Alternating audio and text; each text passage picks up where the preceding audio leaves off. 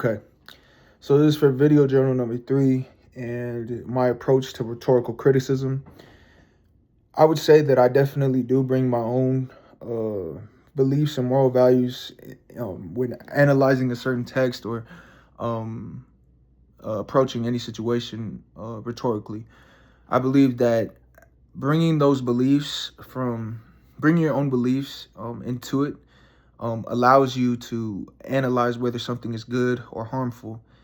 And the way I would define something good would be if it's telling the truth, and if it helps communities understand each other and the way that they their relationship with the world. And then as far as harmful would basically be anything that causes division, I believe, and anything that divides communities, or that damages someone else's reputation and influences like an audience's perspective and opinion negatively about someone or something. I believe those are all harmful. But overall, rhetoric is definitely very impactful on people, communities, and relationships in general. And as far as my own axiology,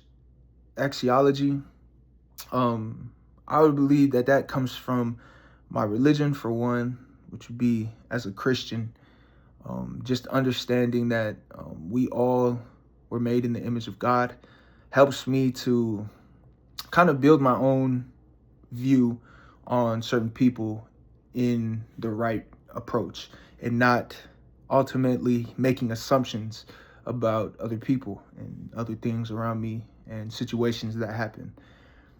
And then second, another thing that I believe that has impacted me a lot as far as from a respect factor would be my Tongan culture. Within the culture, there's a lot of different words and traditions that we use to understand our relationship with different people within our family, because not all of them are the same, and there's different ways to approach conversation with different people within the family. And yeah, that I feel like my culture definitely helps. My ethnic background helps me understand and gives me a huge understanding of respect and how to give it and how it's received. And then what else do I need to touch on? Yeah, and then exactly, yeah, okay. Why the moral values matter within rhetorical criticism is because when you're making an argument, it having your moral values understood to the audience and expressing exactly why you are making this argument and why you believe that it's true, overall strengthens the criticism that you're making, because it actually has something to stand on. There's things that are actively supporting what you believe.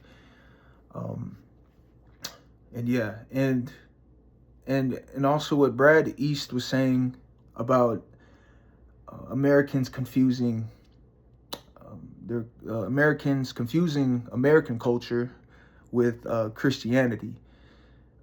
That is also huge because when you're not being fully transparent with what you believe in your worldview, it can definitely weaken any argument that you make in a rhetorical space, when you're not being honest up front with your audience. And yeah, I believe that that is true. That in order to have a strong argument and rhetorical criticism, you need to have your worldview stated and understood by the audience in order for it to be strong. But yeah, thank you.